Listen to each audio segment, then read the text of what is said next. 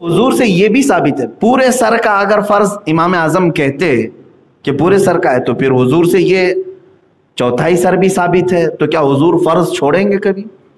آپ تک یہ دین کے جو بھی مسائل ہیں آپ نے کہاں سے حاصل کیے؟ کون سی کتاب سے؟ کسی نہ کسی کتاب سے انہوں نے تفسیر کو سمجھا، قرآن کی تفسیر، کسی بھی تفسیر کو پڑھ کے ہی انہوں نے سمجھا، تو ظاہر سی بات ہے پھر آپ اس مفسر کی تقلید کر رہے ہو جس نے قرآن کی تفسیر کی۔ آپ حدیث رسول پڑھ کر کے مجھے بتا رہے ہو کہ اس حدیث میں ایسا فرما چھوڑ دو گے تو ڈائریکٹ کیسے حضور صلی اللہ علیہ وسلم سے آج حاصل کر سکو گے؟ میرے عزیزو، یہ بات طویل ہو جائے گی۔ یہاں پر میں جو بات بتانا چاہ رہا تھا وہ یہ ہے کہ عوام کس کو فالو کرے؟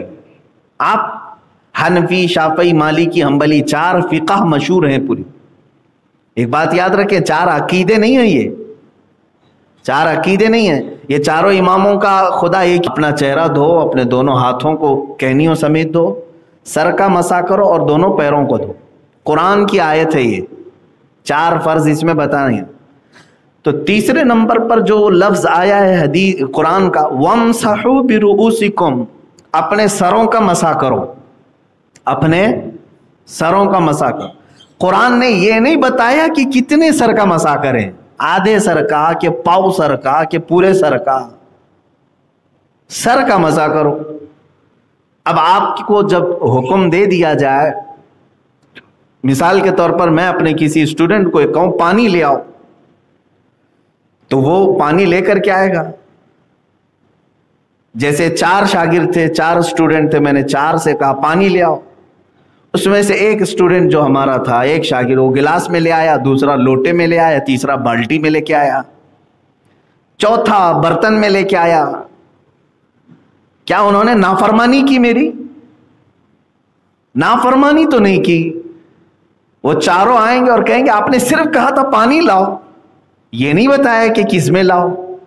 پانی لانے میں سارے لوگوں نے ہمارے بات کو پورا کیا، گلاس والا بھی، لوٹے والا بھی، بالٹی والا بھی، برتن والا بھی، لائے تو ہے پانی، حکم پر عمل کر لیا۔ قرآن نے کہا سروں کا مسح کرو، لیکن یہ نہیں بتایا کتنے سر کا مسح کریں۔ تو امام شافعی رحمۃ اللہ تعالی علیہ نے اپنے ذہن سے یہ مسئلہ نکالا کہ سر جو ہے یہاں سے لے کر گردن تک، ادھر سے لے کے ادھر تک، اس میں سے 3 بال کو بھی اگر چھو لیا تو سر پر عمل ہو گیا۔ تو امام شافعی نے کہا اگر کسی نے اتنا سا ٹچ بھی کر دیا مسح میں تو اس کا مسح ہو گیا، قرآن پر عمل ہو گیا۔ اللہ نے فرمایا سر کا مسح کرو، ٹچ بھی کر۔ السلام علیکم ورحمۃ اللہ وبرکاتہ، امید ہے آپ سب خیریت سے ہوں گے۔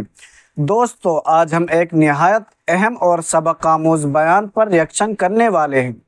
یہ بیان ہمارے مشہور اسلامی اسکالر مولانا مفتی سلمان اظہری صاحب کا ہے، اور اس میں وہ ہمیں بتاتے ہیں کہ وضو کرتے وقت کون سی عام غلطی ہمیں ہرگز نہیں کرنی چاہیے۔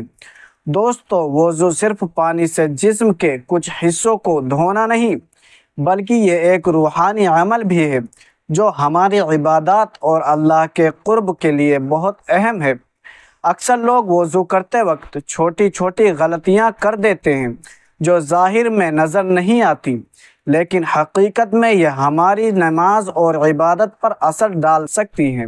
مولانا مفتی سلمان اظہری صاحب نہایت آسان اور واضح انداز میں بتاتے ہیں کہ وضو کے صحیح طریقے اور اس کے ساتھ کی جانے والی چھوٹی چھوٹی غلطیوں سے بچنا کیوں ضروری ہے۔ یہ بیان ہمیں یاد دلاتا ہے کہ ہر عمل میں نیت اور صحیح طریقہ کتنا اہم ہے، چاہے وہ چھوٹا سا عمل ہی کیوں نہ ہو۔ آج کے اس بیان میں ہم یہ جانیں گے کہ وضو کے دوران کون سی عام غلطیاں انسان سے ہو جاتی ہیں اور ان سے بچنے کے لیے ہمیں کیا کرنا چاہیے تاکہ ہماری نماز قبول ہو اور ہم اللہ کے قریب ہو سکیں۔ تو دوستو، آئیے اس قیمتی بیان کو غور سے سنتے ہیں اور اپنی زندگی میں وضو کے صحیح اور مکمل طریقے کو اپنانے کی کوشش کرتے ہیں تاکہ ہم اپنی عبادات میں کمال حاصل کر سکیں۔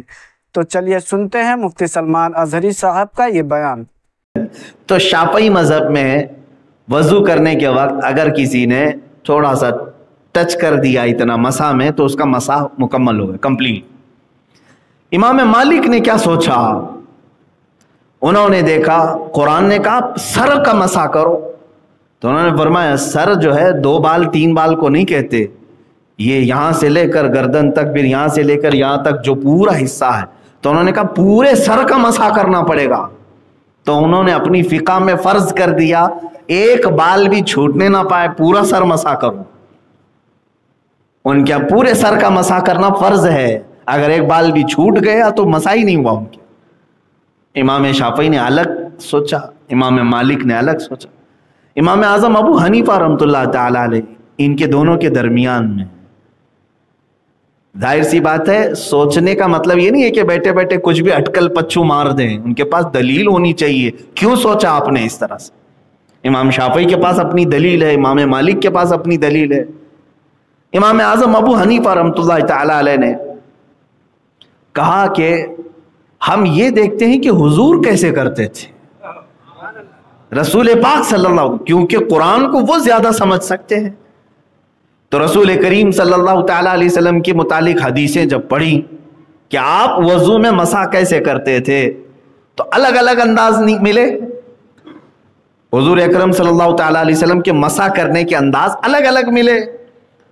کبھی حضور نے پورے سر کا بھی مسح کیا ہے، پورے سر کا مسح کیا ہے، لیکن کچھ حدیثیں ایسی ہیں، حضرت مغیرہ بن شعبہ رضی اللہ تعالیٰ عنہ کی حدیث ہے، کہتے ہیں میں نے حضور صلی اللہ علیہ وسلم کو دیکھا، ایک مرتبہ آپ نے استنجا فرمایا اور ایک کچرے کا ڈھیر تھا، اس کے قریب میں وضو کرنا تھا حضور صلی اللہ تعالیٰ علیہ وسلم کو، تشریف لائے، کھلی زمین تھی، حضرت مغیرہ بن شعبہ سے حدیث ہے، کہتے ہیں کہ پانی دیا گیا، حضور نے جیسا وضو تھا پورا کیا، مسح کا جو لفظ آیا ہے تو کہتے ہیں یہ جو پیشانی کی جتنی مقدار ہے، پیشانی کی جتنی مقدار ہے اتنی مقدار میں اپنے سر کا مسح کیا، یعنی امامہ شریف پہنے ہوئے تھے تو یہ 4 انگلیاں ہیں، امامہ کو پیچھے کر دیا اس طرح سے، تو 4 انگلیوں کا جو جتنا حصہ آتا ہے یہ پیشانی کی جتنی مقدار ہے اتنی مقدار سر کا مسح کیا۔ تو امام اعظم ابو حنیفہ نے دیکھا ہے کہ یہ کتنا ہوتا ہے سر کا 1/4 ہے، یہ کیا ہے، یہ پاؤ سر ہے، تو اسی لیے فقہ حنفی میں کہا گیا 1/4 سر کا مسح کرنا فرض ہے، 1/4 سر کا مسح کرنا فرض، کیونکہ حضور سے یہ بھی ثابت ہے، پورے سر کا اگر فرض امام اعظم کہتے کہ پورے سر کا ہے تو پھر حضور سے یہ 1/4 سر بھی ثابت ہے، تو کیا حضور فرض چھوڑیں گے کبھی؟ تو یہ سکولز آف تھاٹ جس کو کہتے ہیں، سوچنے کا انداز، دلیلوں کے انداز الگ الگ اماموں کے ہو گئے، یہ استنباط کرنے کے طریقے ہیں، قرآن سے اور حدیث سے مسئلے نکالنے کے طریقے ہیں۔